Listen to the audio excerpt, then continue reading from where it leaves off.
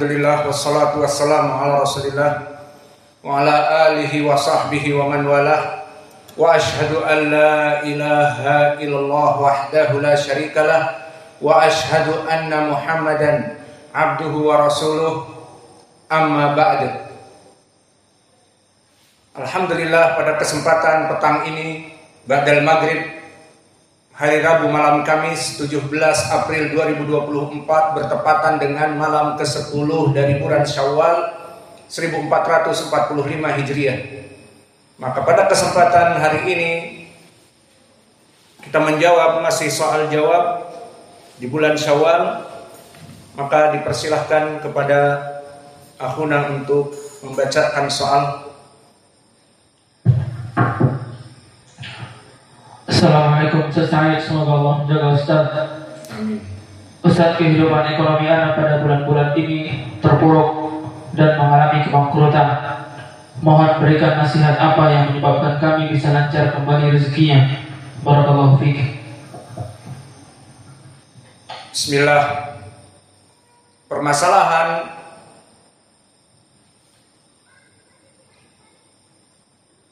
apa-apa yang menyebabkan seseorang mendapatkan rizki yang melimpah dan dihidupkan jaya raya, kaya raya di muka bumi ini, maka perkara ini sangatlah banyak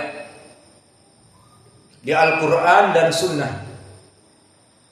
Maka jika kita melihat kepada orang-orang bukan kaum muslimin, maka bagaimana mereka cara mendapatkan keuntungan yang melimpah di dunia ini, maka mereka ada yang masuk kepada perkara-perkara yang haram seperti meminjam uang di bank. Maka dia akan masuk kepada pelaknatan dari Nabi sesuai hadis yang diriwayatkan oleh Imam Muslim dari Jabir bin Abdullah.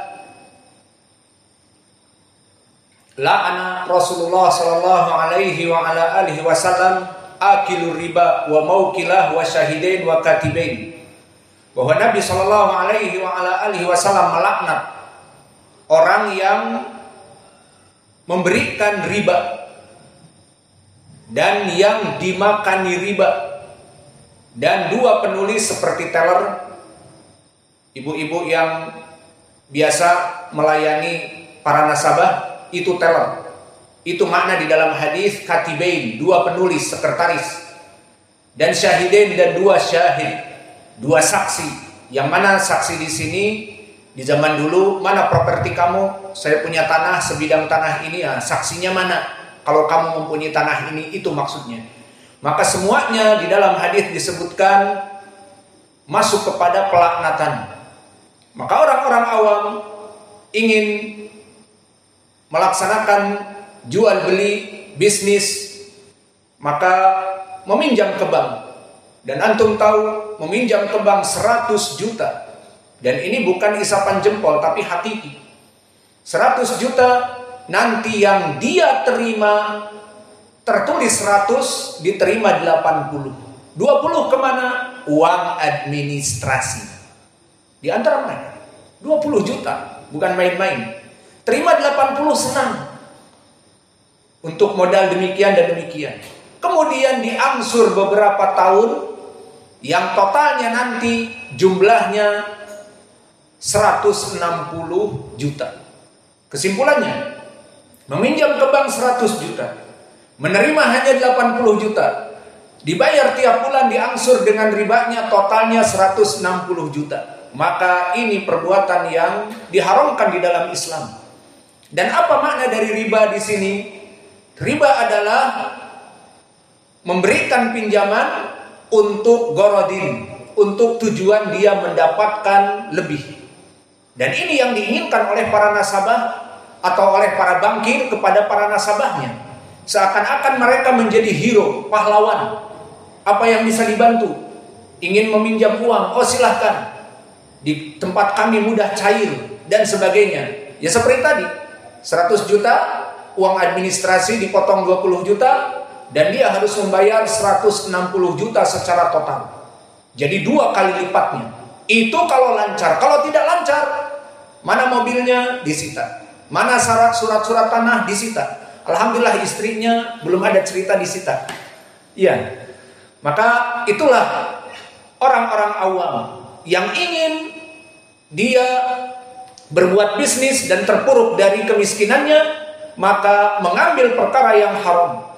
Dan di sisi lain, terutama orang-orang yang picik mata, melihat kepada perkara-perkara klinik perdukunan, maka melaksanakan pesugihan dengan melaksanakan perjanjian dengan iblis yang berbagai macam cara, baik katanya memelihara tuyul ataupun memelihara babi ngepet dan sebagainya. Yang jelas pesugihan dengan jin atau dengan iblis yang dinamakan dengan apa saja. Dan mereka yang mengaku intelek di negara barat, maka mereka yang mengaku orang-orang pandai akan membaca kitab-kitab orang-orang sukses miliarder di zaman now, seperti Bill Gates, bosnya Microsoft, yang pada zaman dulu menjadi panutan. Bagaimana dia sukses, dibaca bukunya. Maka kaum muslimin tidak butuh kepada perkara yang haram, meminjam ke bank, tidak butuh kepada kitab-kitab primbon Jawa. Hari ini hari yang baik, maka laksanakan jual bisnis di hari yang baik, dinamakan Minggu Wage ataupun Jumat Kliwon dan sebagainya, setupaing nama-nama seperti itu. Maka tidak butuh. Kaum muslimin juga tidak butuh kepada buku-buku orang kafir bagaimana mereka sukses, dibaca biodatanya Bill Gates bagaimana dia menjadi miliarder. Tidak butuh. Maka kaum muslimin tinggal kembali kepada Al-Quran dan Sunnah. Maka berapa banyak dari Al-Quran dan Sunnah orang-orang yang terpuruk, kemudian dia bangkit kembali, bahkan menjadi jaya raya, kaya raya. Maka dari poin-poin di Al-Quran dan Sunnah, yang pertama adalah menuntut ilmu. Maka orang-orang yang menuntut ilmu dan duduk di majelis-majelis ilmu, maka dia akan dijadikan oleh Allah rizkinya lancar. Dari mana? Pertama dari keumuman Al-Quran. Allah berfirman, "Wa man yattaqillah yaj'al lahu makhraja wa yarzuqhu min haitsu la yahtasib." Barang siapa yang dia itu bertakwa kepada Allah dengan melaksanakan menuntut ilmu, maka menuntut ilmu hukumnya wajib. Allah berfirman, "Fa'lam annahu la ilaha illallah." Maka wajiblah kalian menuntut ilmu. Fa'lam, ketahuilah bahwa Allah itu tidak ada sembahan yang hak kecuali Dia. Maka kamu akan diampuni dosa-dosanya. Wastaghfir li dzambi. Maka menuntut ilmu dengan fi'lun amr, fa'lam, tuntutlah ilmu. Dan juga di dalam hadis yang diriwayatkan oleh Anas bin Malik dan juga Abi Sa'id Al-Khudri dan yang lainnya yang datang dari 50 jalan, meskipun semuanya dhaif, bisa naik kepada derajat paling sedikit Hasan Lighairi. Berkata Rasulullah sallallahu alaihi wa ala alihi wasallam, "Talabul ilmi faridatun ala kulli muslim." Menuntut ilmu itu wajib. Maka jika menuntut ilmu dari Al-Qur'an dan Sunnah dikatakan wajib, maka dia adalah ibadah. Maka barang siapa yang melaksanakan ibadah, Allah akan menjayakan dia di dunia. Tadi mana ayatnya? Wa man yattaqillah. Barang siapa yang bertakwa kepada Allah dengan menuntut ilmu, melaksanakan yang wajib, yaj'al lahu makhrajan. Allah menjadikan kehidupannya itu makhraj. Setiap ada problems, di sana ada solve of the problems. Setiap ada masalah, anaknya sakit, rezeki tadi kurang lancar, atau bahkan bangkrut, maka Allah menjadikan solve of the problems. Allah memberikan jawaban untuk masalahnya. Yaj'allahu makhraja.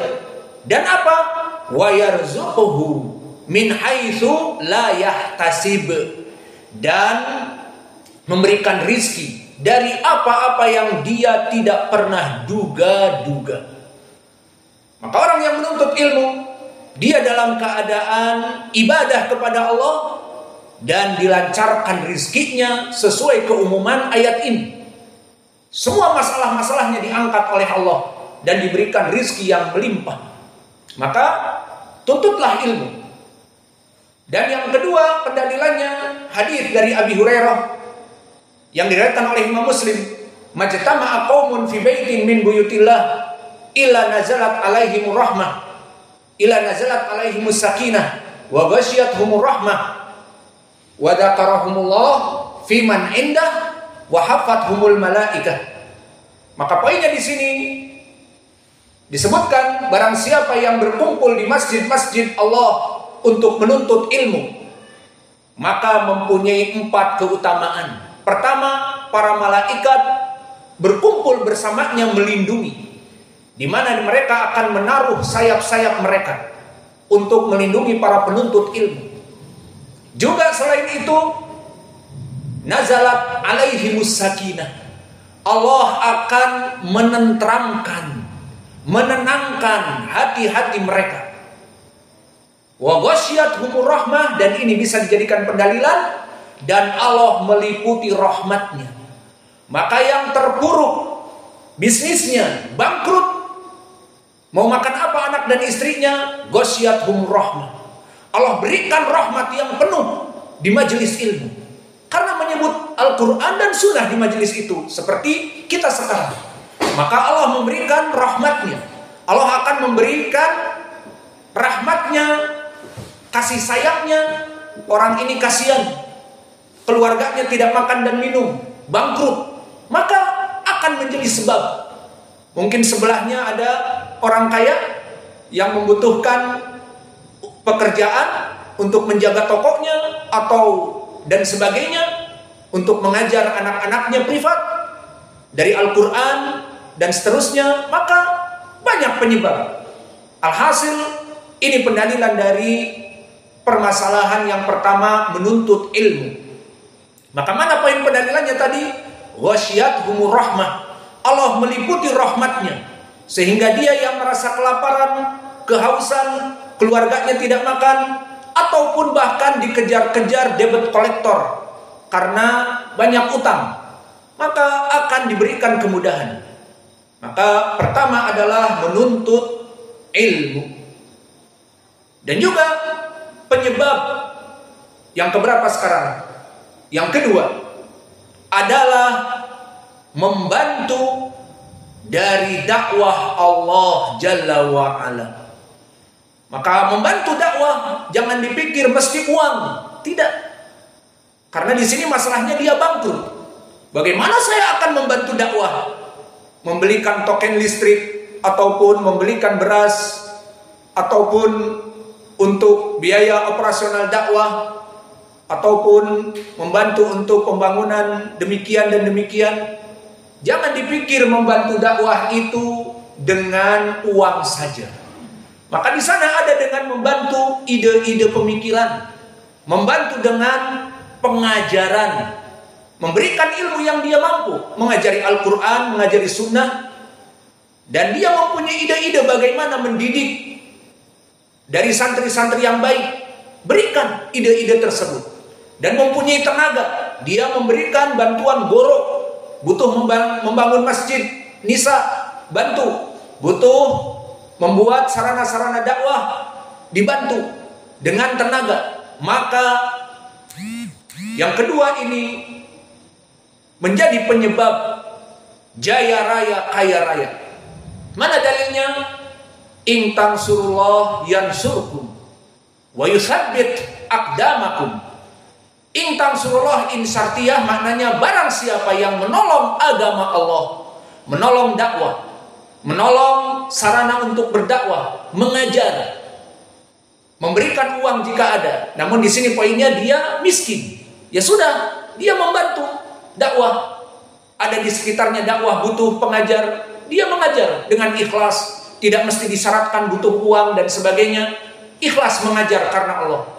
Maka orang-orang yang ikhlas mengajar karena Allah, Allah jadikan rizkinya melimpah. Bisa kita lihat di zaman dulu dan di zaman now. Di zaman dulu Imam Malik mengajar di Masjid Nabawi, mengajar ilmu hadis dan fikih, dan dia mengajar tanpa pamrih. Tidak ada yang memberikan gaji dari pemerintah dan sebagainya, tidak. Maka Allah mudahkan rizkinya. Mempunyai teman muhadis juga namanya Laits ibnu Sa'ad, miliarder dari muhadis dari Mesir. Maka dia mengatakan kepada Imam Malik, Malik, kamu mengajar saja. Jangan mikir kamu jualan apa, karena ilmu kamu sangat mulia. Fokuskan ilmu kamu untuk mengajar. Berapa dari orang bisa berdagang? Berapa dari orang bisa bercocok tanam tanpa ilmu yang kamu punya? Namun ilmu yang kamu punya itu 1001 orang mungkin. Maka duduk mengajar, kami memberikan rizki kepada kamu. Maka disebutkan Laits ibnu Sa'ad memberikan 1000 dinar dalam 1 tahun. Atau kurang atau lebih. Coba berapa 1000 dinar?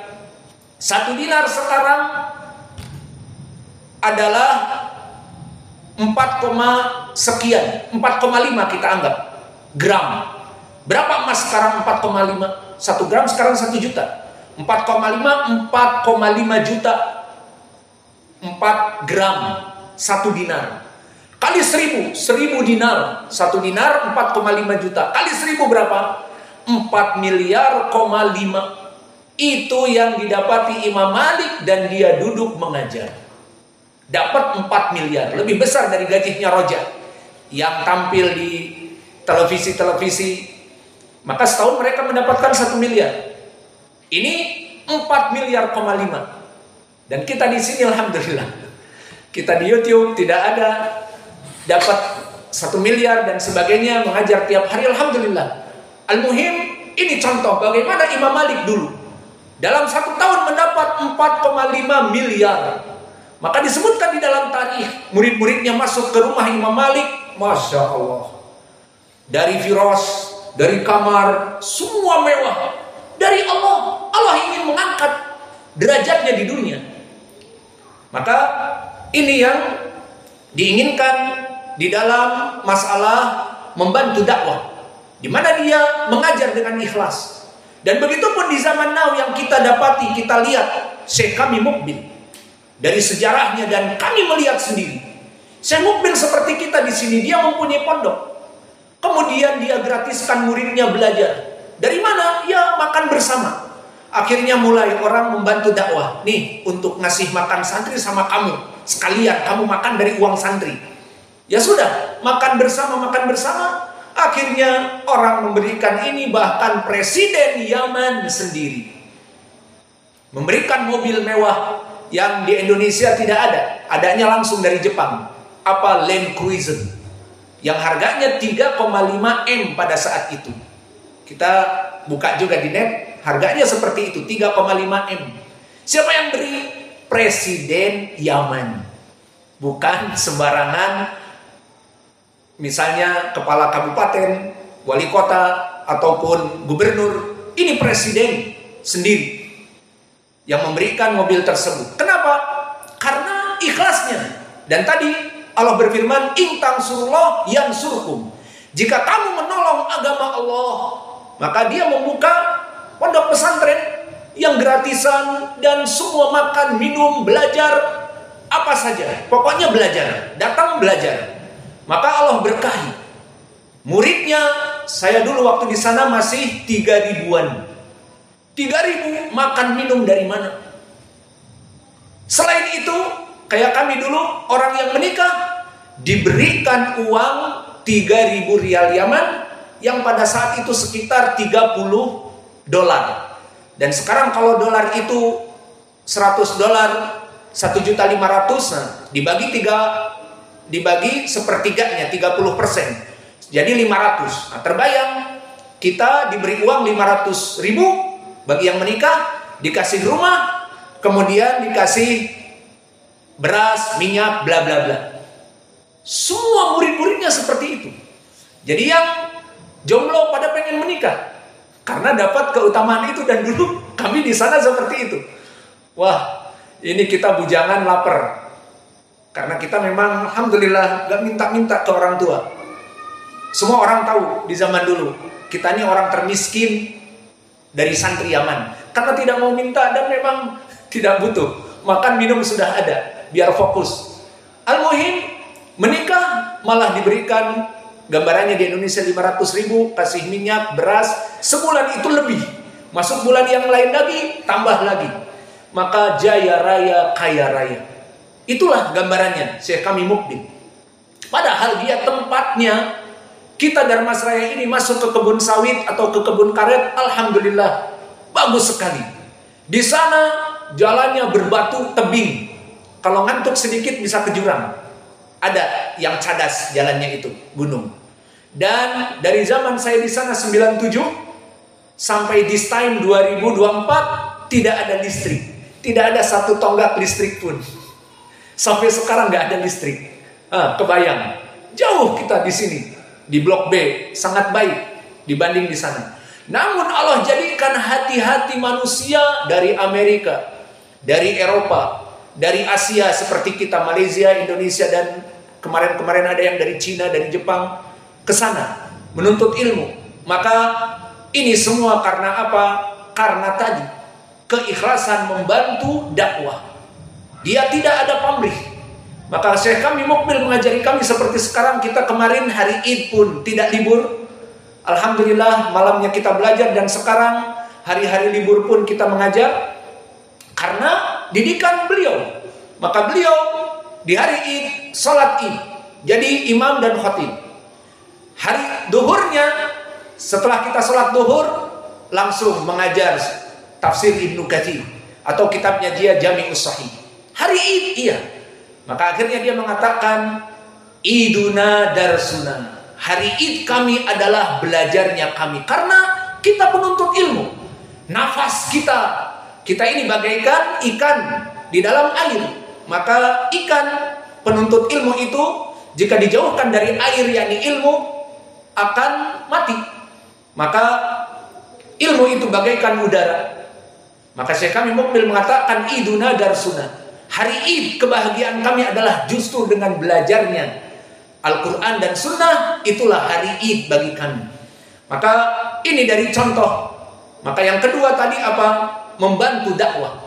Maka bagi orang ini jika dia dekat kepada dakwah, membantu dakwah. Dan Masya Allah jika dia membantu dakwah, mengajar tajwid saja, mengajar Iqra misalnya, maka orang kaum muslimin yang lain yang anaknya diajari dengan ikhlas pasti akan, kasihan orang ini. Udahlah, jadi pengajar, dikasih sebulan 500 ribu atau kurang atau lebih. Itu hanya sementara. Maka setelah itu akan dinaikkan derajatnya dan dimudahkan rizkinya. Maka itu yang kedua. Dan yang ketiga, memfokuskan ibadah hanya untuk Allah. Apa maknanya memfokuskan ibadah? Kaum muslimin sibuk semuanya dengan kesibukannya di dunia untuk mencari maisha, dan itu halal selama pekerjaannya halal. Allah berfirman, "Falatan sanasibaka minadunya." Maka wahai manusia, jangan lupa dari upahmu dan pekerjaanmu di dunia untuk mencari dunia. Maka kita hidup dengan mencari pekerjaan halal. Namun berapa dari manusia di saat masuk kepada waktu salat berjamaah tetap di tempat bekerjanya, masuk salat Jumat tetap di tempat pekerjaannya, masuk bulan Ramadan tidak berpuasa karena pekerjaannya yang melelahkan, misalnya pekerjaan di sawit atau membangun rumah jadi kuli dan sebagainya. Maka di sini dia tidak memfokuskan dalam beribadah. Maka poin yang ketiga, memfokuskan dalam ibadah itu menjadi penyebab kejayaan dan kekayaan. Apa maksudnya memfokuskan dalam ibadah? Seperti kita tahu, kita bekerja dari pagi sampai zuhur atau ditambah sampai asar. Di situ kapan waktu kita sholat berjamaah, kita pergi fokus ibadah, tinggalkan dunia sesaat itu. Kemudian selesai nanti maghrib, selesai pekerjaannya, maghrib dia sholat maghrib. Kalau ada pelajaran di sekitarnya, ikut di masjid sampai isya. Setiap hari seperti itu. Itu yang diinginkan dengan fokus ibadah, menjadikan jadwal ibadah untuk Allah. Itu juga penyebab dari seseorang menjadi jaya raya, kaya raya. Seperti hadis yang datang dari Abi Hurairah dan Miqdad Ibnul Aswad, yang hadisnya diriwayatkan oleh Imam Ahmad dan yang lainnya, yang disanai kepada Hasan li ghairi. Berkata Rasulullah sallallahu alaihi wasallam, qala ta'ala, hadis qudsi. Maka di hadis qudsi disebutkan, ya ibna Adam, wahai bani Adam, tafarrag li ibadati. Fokuskanlah kamu dalam ibadah kepadaku. Maksudnya pagi ada jadwal untuk kerja, ada jadwal di siang hari untuk ibadah sholat jamaah, asar, maghrib, ada waktu untuk menuntut ilmu. Kamu jadwalkan seperti itu, dinamakan fokuskan kamu untuk beribadah kepada Allah. Baik dalam keseharian, baik dalam pekanan, baik dalam demikian dan demikian. Misalnya dia sibuk, maka dijadikan waktu-waktu pekanan untuk menuntut ilmu, untuk menambah iman. Maka kata Allah, tafarrag li ibadati amla'a qalbak gina wa amla'a yadaika amwalan wa asudda faqra. Maka wahai bani Adam, fokuskan kamu dalam beribadah, dijadikan jadwal tertentu. Bukan hanya sehari itu dan semalam menuntut ilmu terus. Sepekan, sebulan tidak ada menuntut ilmu, tidak ada sholat berjamaah, tidak ada melaksanakan apa saja, maka hanya sibuk dengan dunia. Apa kata Allah? Jika memfokuskan, akan hatinya itu dijadikan qanaah, cukup dengan yang ada. Dan ini qanaah itu penting. Berapa dari manusia misalnya, jika ditanya berapa gajimu? 30 juta. Wah, bersyukur. Bersyukur. Kurang. Kok bisa kurang? Iya, karena kita punya mobil dari bank, dipotong setiap bulan 5 juta. Motor juga X-Max, bukan N-Max. X-Max yang 70 juta, dipotong juga 10. Ini rumah juga dipotong. Dari 30 juta hanya menerima 5 juta. Untuk sebulan mana cukup? Bengong kita. Kok beda dengan kita ya? Berapa uang? Allah alam. Pokoknya kalau ada yang ngasih, alhamdulillah, bisa makan dan minum. Mungkin 2 juta, 3 juta, pokoknya cukup untuk makan. Kok berbeda? Karena tadi qanaah. Maka orang ini yang Allah menjauhkan qanaah di hatinya, meskipun menerima tender setiap hari 100 juta setiap hari, akan merasa terus miskin dan akan merasa terus tidak qanaah. Kurang dan tidak barokah. Allah menjadikannya sakit, Allah menjadikannya mobilnya mogok, Allah menjadikan demikian dan demikian, sehingga ada uang yang harus dikeluarkan, padahal jumlah yang dia terima banyak. Ini makna dari qanaah. Maka Allah menjadikan hati kita qanaah jika kita fokuskan kepada Allah. Mendapatkan satu hari 100 ribu, 50 ribu, 20 ribu, alhamdulillah. 20 ribu iya, lumayan, bisa buat makan. Al-muhim itu qanaah. Maka tadi disebutkan Allah menjadikan hati kamu qanaah dan tangan kamu menghasilkan uang. Sekali bergerak fulus, sekali bergerak uang. Dimudahkan pergerakannya uang. Dan disebutkan yang paling penting, asudda faqra. Kami, kata Allah, aku akan membentengi kamu dari kefakiran.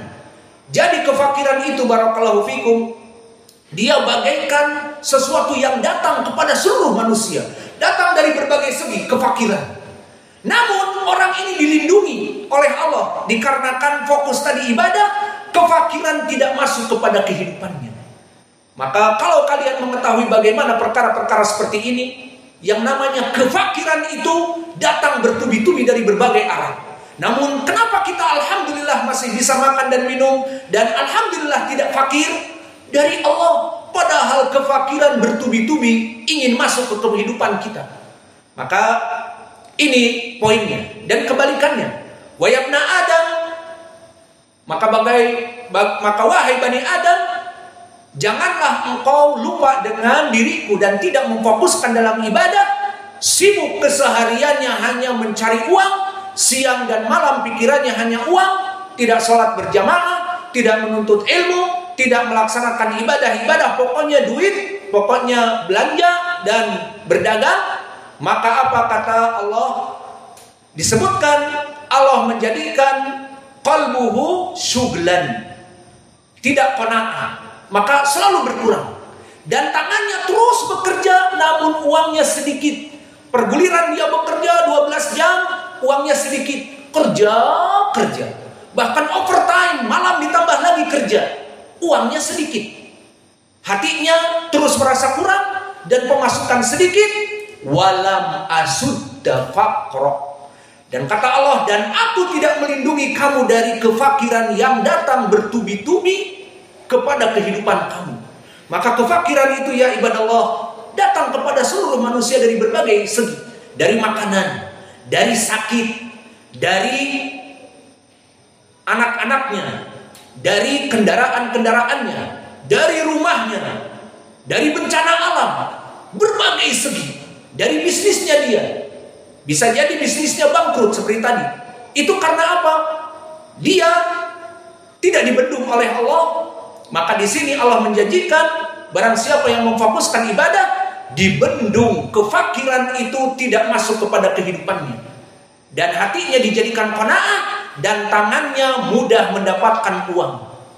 Hanya sekedar bisnis sedikit, yang penting dia sholat, mengajar, ada tender sedikit, ada begini dan begitu, kios ada, dapat uang, lumayan buat bisa makan. Yang penting fokus ibadah, ibadahnya tetap. Itu orang-orang yang maknanya tadi fokus ibadah, sehingga keseharian dia ibadah dapat dan bisnisnya dapat.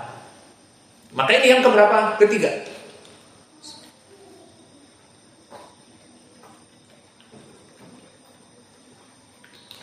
Adapun yang keempat, melaksanakan ketaatan kepada Allah.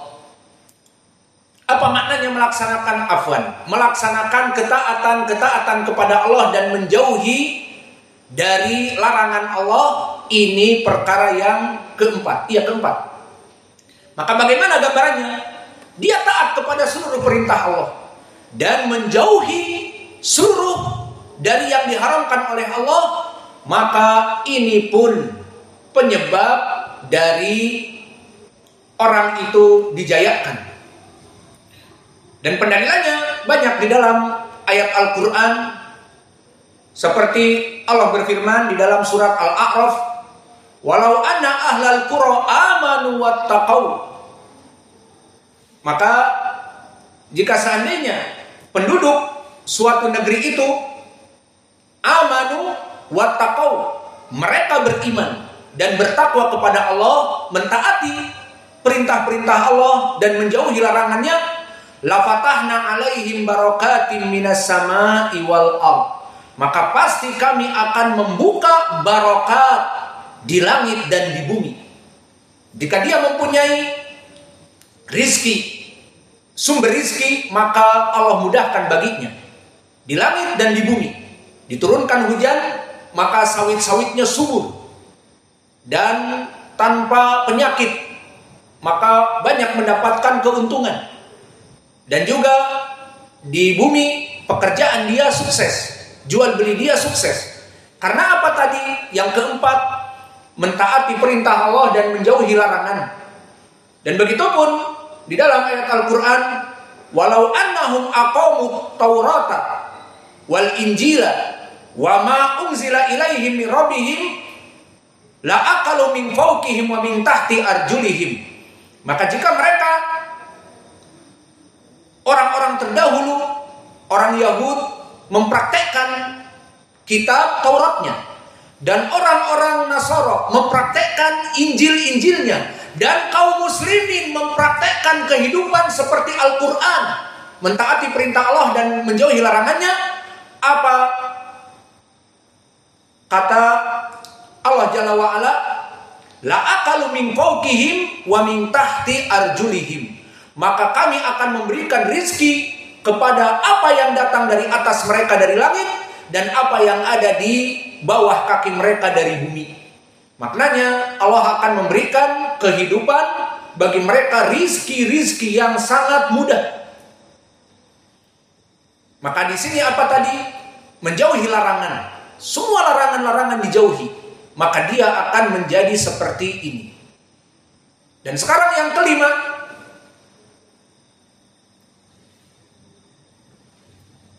adalah dengan melaksanakan amal-amal yang soleh. Apa itu melaksanakan amal-amal yang soleh? Seperti melaksanakan kewajiban dan juga melaksanakan yang sunnah-sunnah, namun terjauh dari kebid'ahan. Itu makna amal soleh. Sehingga di sini butuh kepada ilmu. Berbeda dengan tadi yang keempat. Maka di sini orang ini mengetahui amalan yang diterima oleh Allah, dan syarat amal diterima harus dia itu muslim, kedua ikhlas kepada Allah, dan yang ketiga terjauh dari kebid'ahan.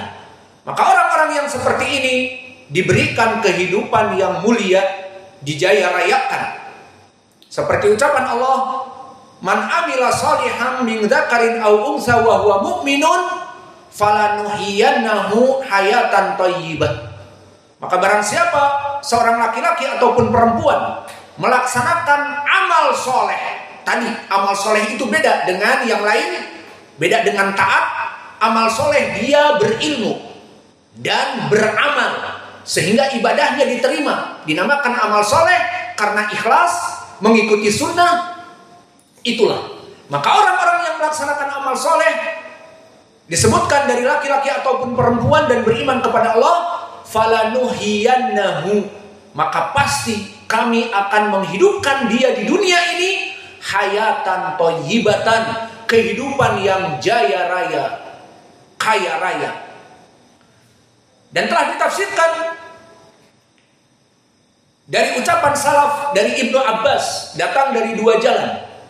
Diriwayatkan oleh Imam At-Tabari dari jalan silsilah al-Aufi, dan juga jalan yang kedua dari Ali Ibnu Abi Thalhah dari Ibnu Abbas. Maka keduanya meskipun sanadnya dhaif disanai kepada derajat hasan. Berkata Ibnu Abbas, makna hayatan thayyiban, makna ayat ini, barang siapa yang melaksanakan amal soleh dari laki-laki dan perempuan dan dia beriman kepada Allah, falanuhiyannahu, pasti kami akan menghidupkan mereka hayatan thayyibatan, kehidupan yang mulia, yang baik. Kata Ibnu Abbas, rizqan halalan thayyiban, yang diberkahi mubarakan, dilimpahkan hartanya, dijadikan hidup yang jaya raya. Maka dengan melaksanakan amal soleh, sehingga banyak penyebab ini. Dan juga dari yang keberapa nih? Keenam. Maka dari yang keenam adalah mengamalkan di dalam kehidupan kita Al-Quran dan Sunnah. Maka Al-Quran berkata demikian, amalkan. Sunnah Nabi kita mengatakan untuk melaksanakan demikian, amalkan. Meskipun sunnah itu banyak dimatikan, kita lakukan. Meskipun sunnah itu kita mendapati orang-orang menjauhinya, kita lakukan. Maka orang-orang yang berpegang dengan Al-Quran dan Sunnah, maka dijaya rayakan kehidupannya di dunia. Dan dalilnya seperti hadis yang diriwayatkan oleh Imam Muslim dari Umar, innallaha yarfa'u bihadzal kitab aqwaman wa wada'a bihi akharin, bahwa Allah mengangkat suatu kaum menjadi jaya raya, kaya raya, karena mempraktekkan, menghidupkan dari Al-Quran dan Sunnah yang dia pelajari. Dan ini bukan hanya sekedar ucapan Umar yang menyampaikan dari Nabi, ada kisahnya. Kisahnya di saat Umar bersama gubernur Mekah, di saat mengecek suatu tempat di luar Mekah, ada negeri ataupun kabupaten, kita katakan namanya Usfan. Maka bertanya Umar, hadisnya sahih di riwayat Muslim, siapa wali kota di Usfan ini, di daerah kabupaten ini? Dinamakan ya Amirul Mukminin Abdurrahman ibnu Abza. Abdurrahman ibnu Abza, iya. Apakah dia dari Mawali? Dari mana dia asalnya? Dia dari bekas budak kami. Bekas budak. Namun karena masuk Islam dan karena berilmu, maka dijadikan wali kota di situ oleh orang ini. Maka Umar menanyakan, Ja'alta amiran, kamu menjadikan amir, pemimpin yang mengurusi kaum muslimin dari harta mereka dan dari kehidupan kaum muslimin yang berhubungan dengan permasalahan ketaatan kepada Allah, seorang bekas budak. Maksudnya dari bekas derajat yang rendah, bukan dari orang yang bebas seperti Umar, Abu Bakar dan yang lainnya dari Quraisy, apalagi derajat yang tinggi. Dikatakan, "Na'am, iya." Kenapa?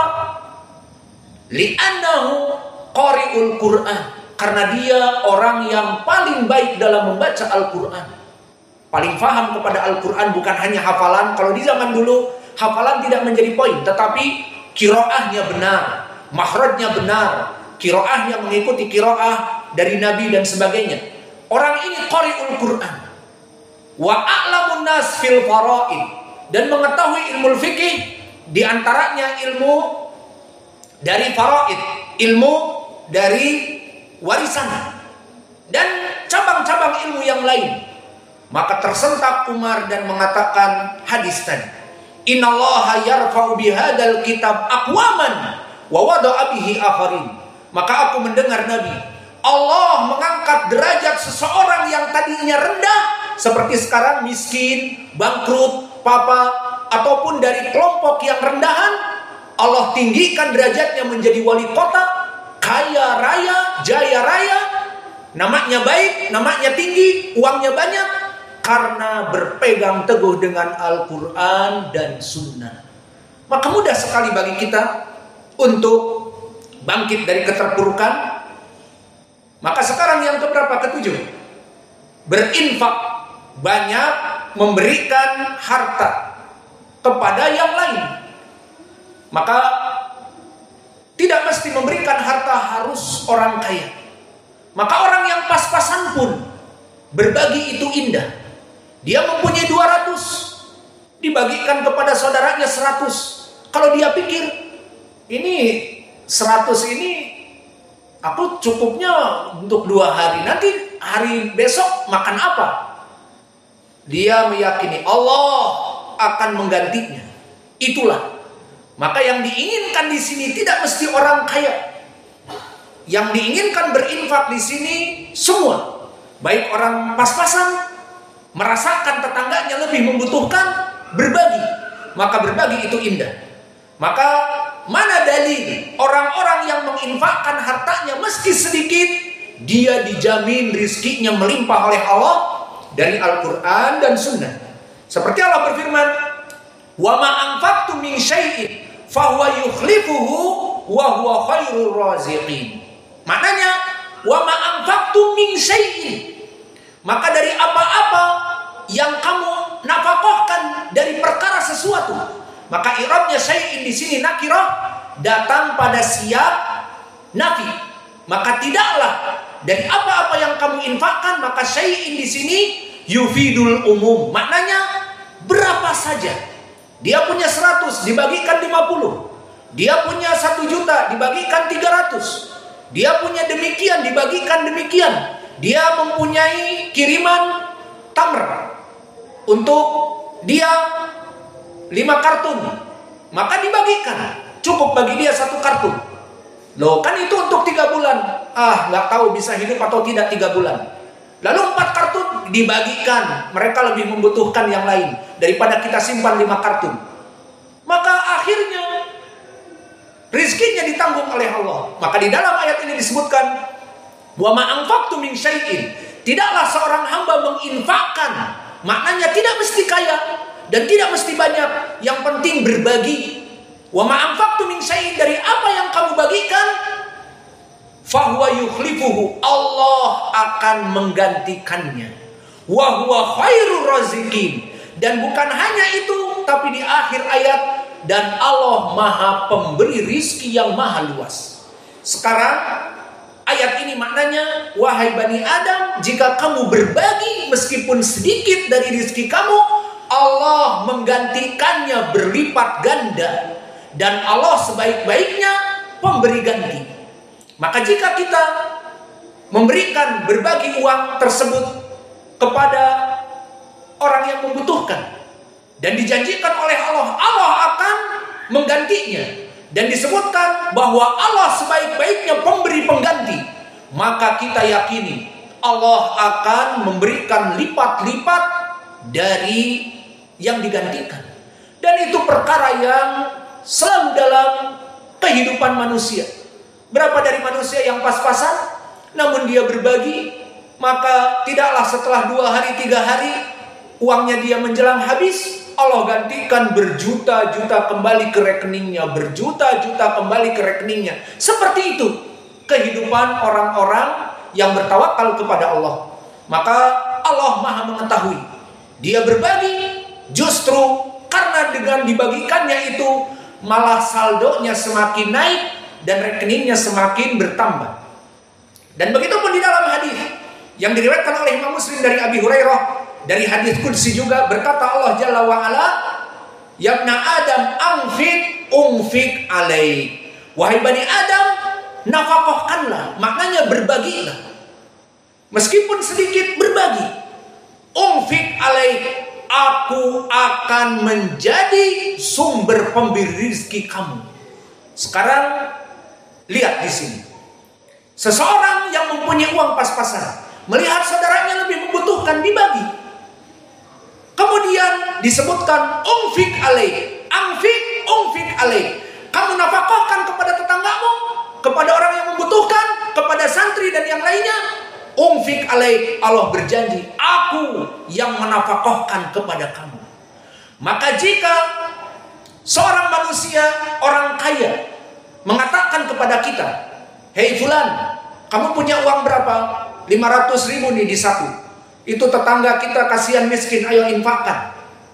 Berapa? Terserah, 200. Berarti tinggal 300. Kata orang tajir ini, nanti aku akan berikan gantinya kalau udah gajian dari saya. Maka 2 hari 3 hari sepekan gajian diberikan. Berapa? Ya paling diberikan tadi dia infakkan 200, mungkin dibayar 500 ditambah 300. Kita bilang alhamdulillah. Itu orang kaya. Namun di sini yang menggantikan, balasan gantikan kepada kita siapa? Allah yang maha kaya raya, yang memiliki kekayaannya di langit dan di bumi dan lebih dari itu.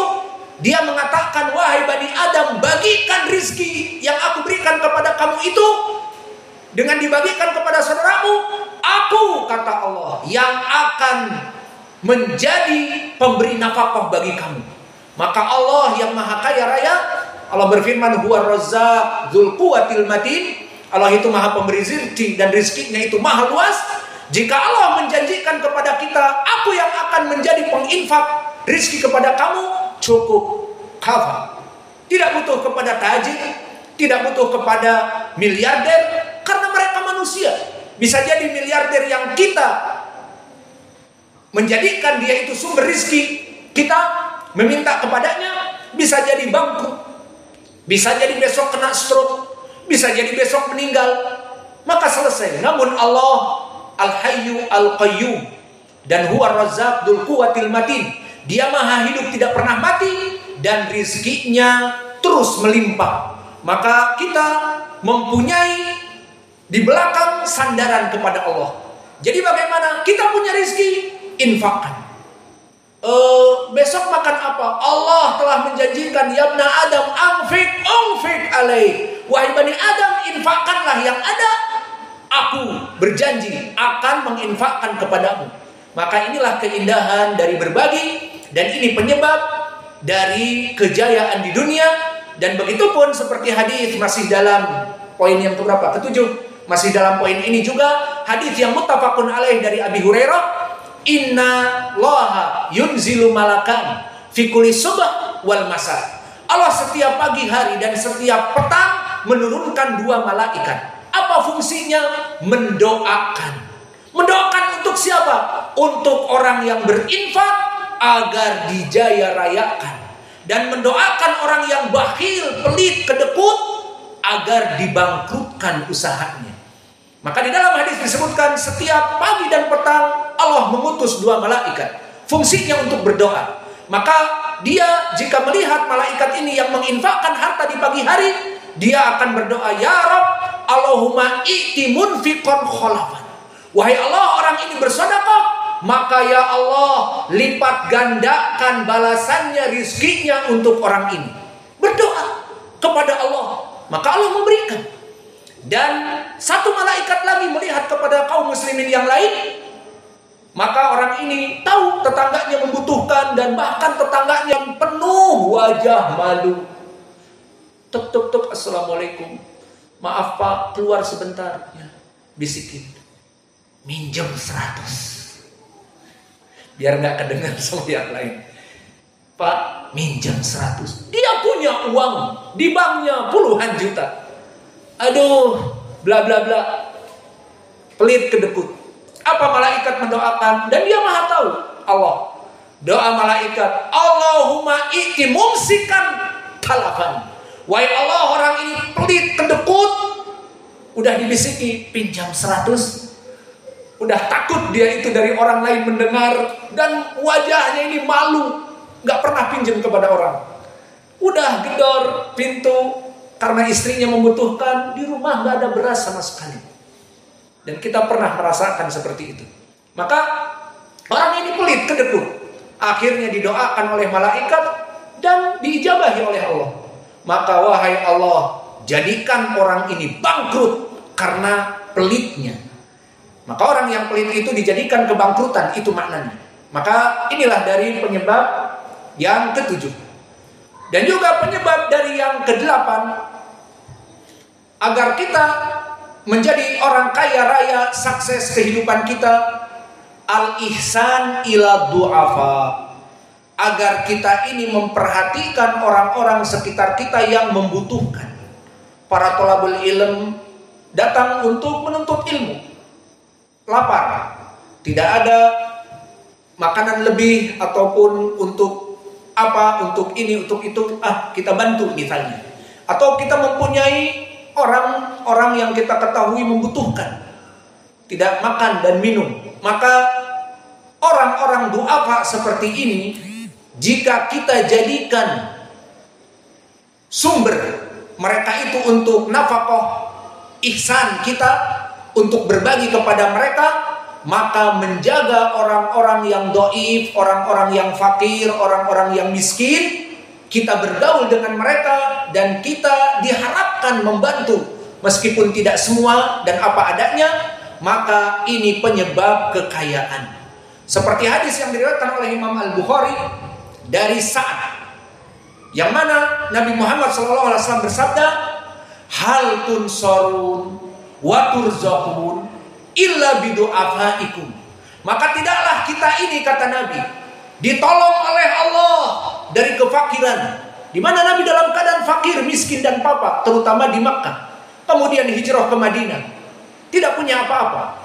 Hal turzaqun wa tunsarun, maka tidaklah kalian diberikan rizki dan ditolong oleh Allah illa bidu'afaikum, dikarenakan berbaik kalian kepada orang-orang yang fakir dan miskin. Maka sudah adzan dan juga ditakutkan hujan makin deras, kita cukupkan berapa banyak dari pendalilan penyebab dari kejayaan dan kekayaan dan bangkit dari keterpurukan. Yang kita bisa berikan hanya ini, dan di sana masih banyak dan kita bisa memberikannya, namun waktu akan panjang dan lama. Maka cukup dengan berapa? 8 poin. Jika ini dilakukan, maka insya Allah dalam keadaan mudah dan cepat akan menjadi kaya raya dan Allah akan memberikan